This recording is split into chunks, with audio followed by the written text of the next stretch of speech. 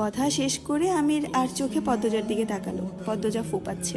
হেমলতা অনেকক্ষণ চেষ্টা করে পদ্মজাকে নিয়ন্ত্রণে আনেন। বাড়িতে মঞ্জুরা, হানি সহ হানির শ্বশুরবাড়ির অনেকেই ছিল। তারা আগামীকাল ঢাকা ফিরবে। জামাই স্বাগতমের বিশাল আয়োজন করা হয়েছে। পূর্ণা, পদ্মজা, লাবণ্যকে টেনে নিয়ে যায় ঘরে। হানির স্বামী আমিরকে নিয়ে গল্পের আসর জমান। আমির আসার সময় গরুর গাড়ি ভরে বাজার করে নিয়ে এসেছে। হেমলতা এসব গুছাচ্ছেন। তিনি বারবার করে মজিদ মাতব্বরকে বলে দিয়েছিলেন ফের যাত্রায় বাজার না পাঠাতে, তবুও পাঠিয়েছেন। ফেলে তো দেওয়া যায় না। রাতের খাবার শেষ হয়েছে অনেকক্ষণ। পূর্ণাকে আমির ছোট আপা ডাকে। শালির চোখে একদমই দেখছে না, তেমন রসিকতাও করছে না। আমিরের ব্যবহারে পূর্ণা ধীরে ধীরে আমিরকে বোন জামাই হিসেবে পছন্দ করছে। না হোক নায়কের মতো সুন্দর, মন তো ভালো। হানির বড় ছেলে লাবণ্য, আমির আর পূর্ণা লুডো খেলছে। পদ্মজা কিছুক্ষণ খেলে উঠে চলে এসেছে।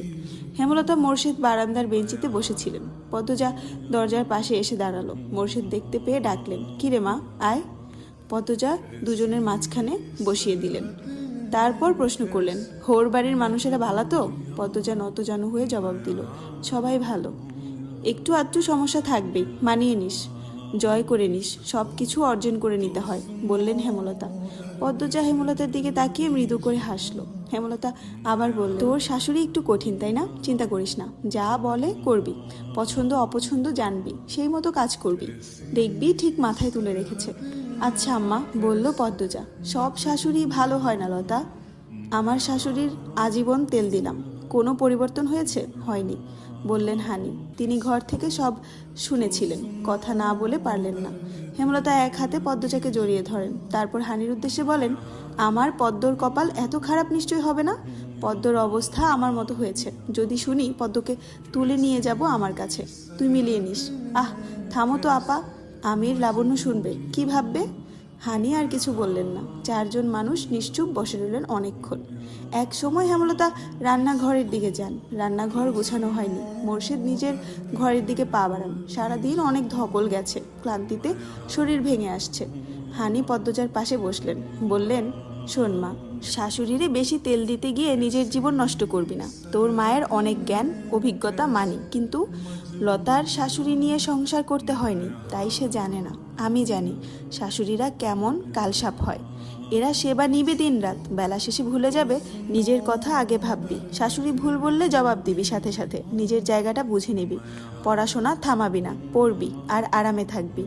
আমরা বান্দি পাঠাইনি, সাক্ষাৎ পরি পাঠাইছি। শুনছি আমিরের টাকা পয়সা জমি জমা অনেক আছে, তাহলে তোর আর চিন্তা কিসের? জামাই হাতে রাখবি, তাহলে পুরো সংসার তোর। আমার কপালে এসব ঠেকেনি।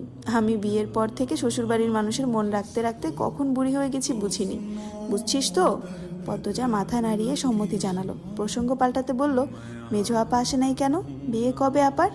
ওর তো পরীক্ষা সামনে, পড়াশোনা শেষ করুক, এরপর বিয়ে দেব। বিয়ে না ঠিক হওয়ার কথা ছিল? হয়নি?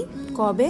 বললেন হানি। পদ্মজা হানির প্রশ্নে খুব বেশি অবাক হলো। কৌতূহলী হয়ে জানতে চাইল, আম্মা না কয়দিন আগে তোমাদের বাড়িতে গেল বড় আপার বিয়ে ঠিক করতে?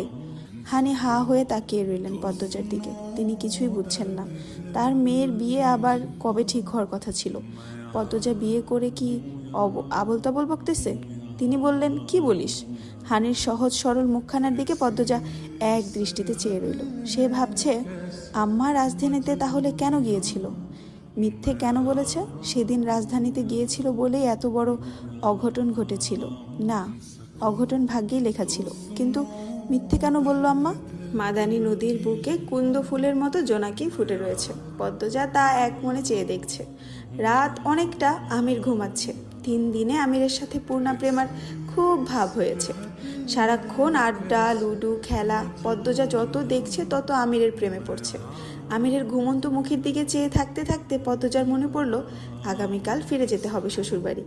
মা বাবা ভাই বোন সবাইকে ছেড়ে আবার চলে যেতে হবে। ভাবতেই মন খারাপ হয়ে আসে। মন ভালো করতে চলে আসে নদীর ঘাটে। জোনাকিদের কুরুক্ষেত্র দেখতে দেখতে কেটে যায় অনেকক্ষণ। আধার ভেদ করে একটা আলোর ছায়া লাগে চারপাশে। এই সময় কে এলো? পদ্মজা ঘাড় ঘুরে তাকালো। মাকে দেখে একগাল হাসলো। হেমলতা হারিকেন হাতে নিয়ে এগিয়ে আসেন। কিঞ্চিত রাগ নিয়ে বললেন, এত রাতে একা ঘাটে এসেছিস কেন? মার খাসনি অনেক দিন, বিয়ে হয়েছে বলে আমি মারব না নাকি? হেমলতার ধমকে পদ্মজা মেরুদণ্ড সোজা করে থমথম হয়ে দাঁড়ালো। মা শেষ কবে মেরেছে পদ্মজা মনে করতে পারছে না। তিনি যেভাবে বললেন মনে হলো না জানি কত মেরেছে। তাই সেও ভয় পাওয়ার ভান ধরল। যাচ্ছি ঘরে। কী জন্য এসেছিলি? ঘুম আসছে না। হেমলতার কণ্ঠটা নরম শোনালো। কাল চলে যেতে হবে, তাই মন খারাপ হচ্ছিল। হেমলতা হারিকেন মাটিতে রাখেন, তারপর দু হাতে পদ্মজাকে বুকে টেনে নেন। পদ্মজার কান্নার বাঁধন ছেঁড়া হলো। মায়ের বুকে মুখ চেপে পিঠটা বারংবার ফুলে ফুলে উঠতে লাগলো। কিছুক্ষণ এভাবেই পার হলো। এত সহজে কাঁদিস কেন? মা বাবার কাছে সারা জীবন মেয়েরা থাকে না মা। তুমি সাথে চলো। পাগল মেয়ে। বলে কি? কান্না থেমেছে? পদ্মজার দু হাতের উল্টো পাশ দিয়ে চোখের জল মুছে। আমির তো ঘুমে, তুইও ঘুমিয়ে পড় গিয়ে। পদ্মজা মাথা নাড়ালো। দুই কদম এগিয়ে আবার চটজলদি পিছিয়ে আসে। মাকে জিজ্ঞাসা করে, তুমি ঘুমাবে না আম্মা? ঘুমাবো, চল। আম্মা? হেমলতা হারিকেন হাতে নিয়ে পদ্মজার চোখের দিকে তাকালেন। পদ্মজা বলল, তোমার জীবনের সবটা আমাকে বলেছ? কিছু আড়ালে থাকলে সেটাও বলো আম্মা। কেন মনে হলো আর কিছু আছে? হেমলতার কণ্ঠটা অন্যরকম শোনালো। মনে হয়নি, এমনি বলে রাখলাম। পদ্মজা নতজানু হয়ে নিজের নখ খুঁড়ছে। হেমলতা স্থির দাঁড়িয়ে রইলেন। কেটে যায় অনেকটা সময়। তিনি ঢোক গিলে গলা ভেজান। তারপর বললেন, তাই হবে।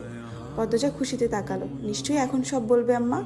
হানি খালামণির বাড়ির কথা বলে সেদিন কোথায় গিয়েছিল? এখনই জানা যাবে। হেমলতা আশায় পানি ঢেলে দিলেন। এখন ঘুমাতে যা, অনেক রাত হয়েছে। পদ্মজার চোখে মুখে উজ্জ্বলতা নিভে গেল। মা কাঙ্ক্ষিত প্রসঙ্গটি কেন এড়িয়ে যাচ্ছেন? পদ্মজা সরাসরি জিজ্ঞাসা করার অনেক চেষ্টা করেছে, কিন্তু পারছে না।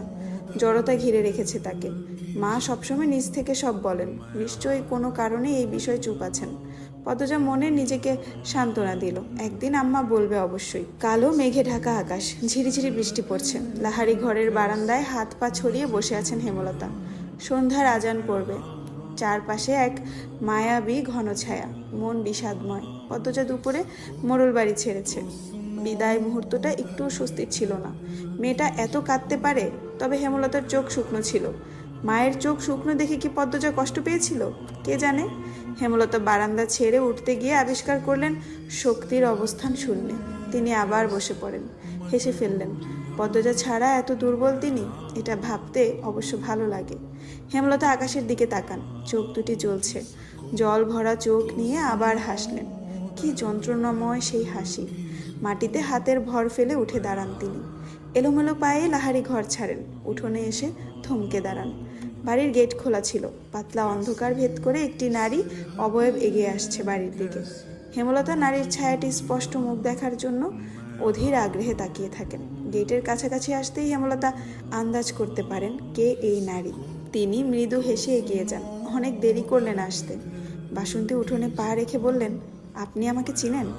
হেমলতা জবাব না দিয়ে বাসন্তীর ব্যাগ নিতে হাত বাড়ালেন। বাসন্তী ব্যাগ আড়াল করে ফেললেন। তিনি খুব অবাক হচ্ছেন। মনে যত সাহস নিয়ে এসেছিলেন সব ভেঙে চুরমার হয়ে যাচ্ছে। হেমলতা বললেন, আপনি এই বাড়িতে নির্দ্বিধায় থাকতে পারেন। আমি বা আমার সন্তানদের পক্ষ থেকে আপত্তি নেই। আপনি আমাকে চিনলেন কিভাবে? সে যেভাবেই চিনি। জেনে কি লাভ আছে? আপনি প্রথম দিনই একা আসতে পারতেন, লোকজন না নিয়ে। বাসন্তীর এবার ভয় করছে। শরীর দিয়ে ঘাম ছুটছে। একটা মানুষ সতীন দেখে এত স্বাভাবিক কি করে